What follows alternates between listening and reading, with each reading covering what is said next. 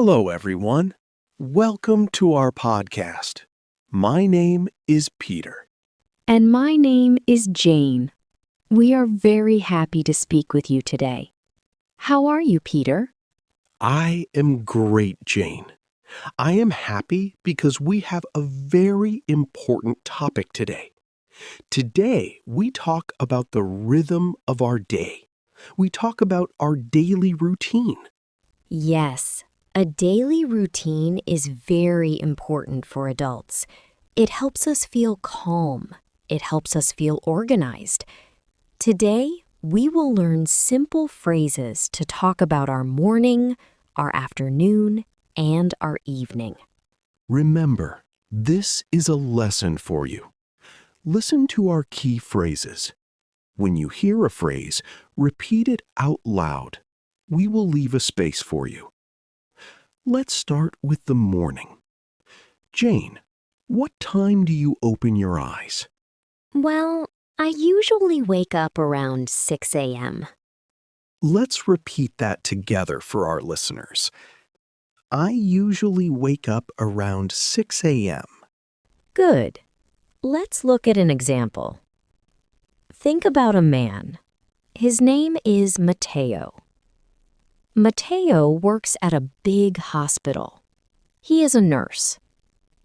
Mateo is always tired, so he creates a plan. He says, I usually wake up around 5 a.m. This helps Mateo arrive at the hospital early and without stress. That is a very realistic example, Jane. Let's think about another situation. A woman named Lynn wants to travel. She is in a new city, London. She wants to see many museums. Lynn says to her friend, I usually wake up around 7:30 a.m. when I travel. This helps her start her adventure early. Exactly. Now, Peter, what is your next step in the morning? The first thing I do is drink a big glass of water. Oh, let's practice that key phrase. The first thing I do is... Excellent. Let's look at a new life example. Think about a woman named Anya. Anya works from home. She sits at a computer all day. She wants to be healthy. So Anya says, the first thing I do is do a small body stretch. Anya moves her arms and legs. It helps her muscles. Yes, a body stretch is wonderful. Here is another example. A man named Omar rents a new apartment. The kitchen is small, but very nice. Omar loves warm drinks. Omar says, the first thing I do is turn on the coffee machine. He loves the smell of fresh coffee in his new kitchen. Great examples. After my water, I need to know my plan for the day, so I review my to-do list. Let's practice that phrase. Review my to-do list. Good. A to-do list is a piece of paper with your tasks. Let's see an example. A young man named Liam is a student. He has 3 big exams this week. He feels very stressed. Liam sits at his desk. He says, every morning I review my to-do list. He reads his tasks. Now, Liam feels organized and calm. That is very helpful for students. Here is another example. A woman named Sarah owns a small shop. She sells beautiful plants. She has many customers. Sarah says to her worker, please review my to-do list for today's deliveries. This helps the shop run perfectly. Perfect. So we finish the morning. Now let's move to the afternoon. In the afternoon, People are often very busy at work or university. Jane, how do you stay fresh in the middle of the day? It is simple, Peter. When I have a lot of work, I take short breaks to stretch. Let's practice this important phrase. Take short breaks to stretch. Good. Let's look at a real-life situation. Think about an engineer named Carlos. Carlos builds websites. He sits in an office chair for 8 hours. His back hurts. His doctor says, "Carlos, you must take short breaks to stretch." So, every hour, Carlos stands up. He walks for 2 minutes. His back feels much better. Yes, health is very important at work. Here is another situation. Imagine a woman named Maria. Maria drives a taxi in a big city. Traffic is very bad. She feels tense. Maria stops the car in a safe place. She says, "I need to take short breaks to stretch my legs." It helps her stay alert and safe. Yes. And what about lunch, Peter? If I eat a very big, heavy lunch, I feel bad. I lose my energy. Oh, I know that feeling. We call that an energy slump. It means you feel slow and sleepy. I eat a light lunch because I want to avoid that mid-afternoon energy slump. That is a long phrase, but very useful. Let's repeat it. Avoid that mid-afternoon energy slump. Excellent. Let's see how people use this in real life. Imagine a businesswoman named Elena.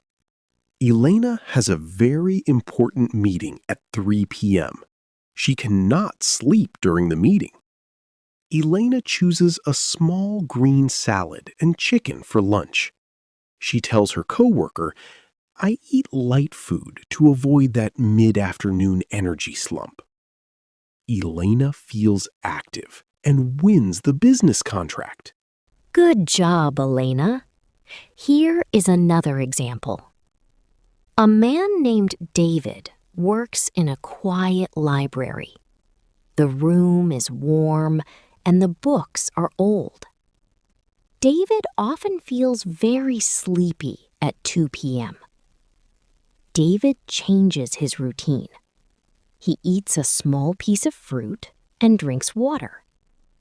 David says, "This healthy snack helps me avoid that mid-afternoon energy slump." Wonderful. Now let's talk about the evening. The day is finishing. Our work is done.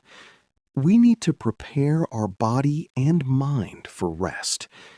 Jane, what do you do when you arrive home? I love the evening, Peter. It is my time to wind down after a busy day. Let's repeat this beautiful phrase. Wind down after a busy day. Wind down means to become slow and relaxed. Let's look at an example. A woman named Chloe is a school teacher. She works with 30 small children. The children are very loud.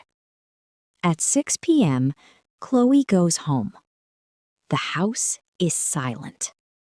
Chloe sits on her sofa with a book. She says, "I need 2 hours to wind down after a busy day." She breathes slowly and relaxes. Teachers really need that. Let's think about a manager named Kenji. Kenji works in a busy bank. He talks about money all day.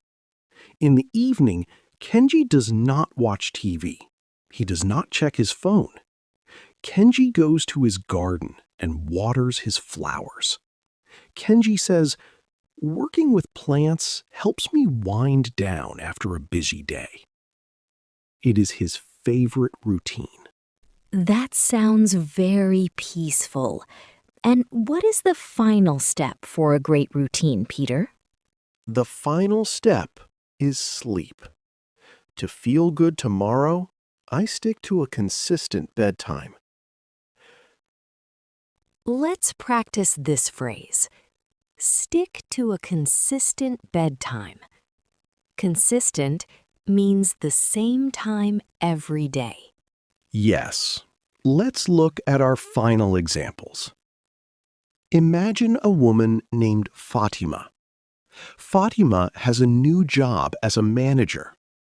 She must wake up at 6 a.m. every day. Before, Fatima went to bed at 11 p.m. or 1 a.m. or midnight. She was always tired. Now, Fatima sets an alarm for 10 p.m. She goes to sleep immediately.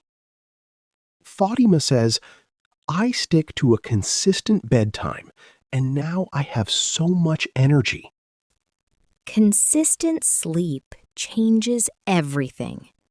Here is one more situation. A man named Lucas is 50 years old.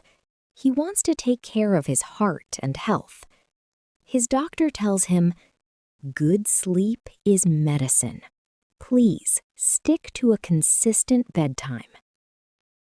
Lucas goes to bed at 10:30 p.m. every night, even on weekends. He feels strong and healthy. Wow, Jane. We covered the whole day. We learned how to say, I usually wake up around. The first thing I do is review my to-do list, take short breaks to stretch, avoid that mid-afternoon energy slump, wind down after a busy day, and stick to a consistent bedtime. These are powerful phrases for our daily life. Dear listeners, try to use these phrases today. Think about your routine. Write your own simple examples. Thank you for listening to English Podcast with Peter and Jane. You did a great job with your shadowing practice today. Yes, fantastic work. Have a balanced and productive day ahead. Goodbye. Goodbye, everyone. See you in the next episode.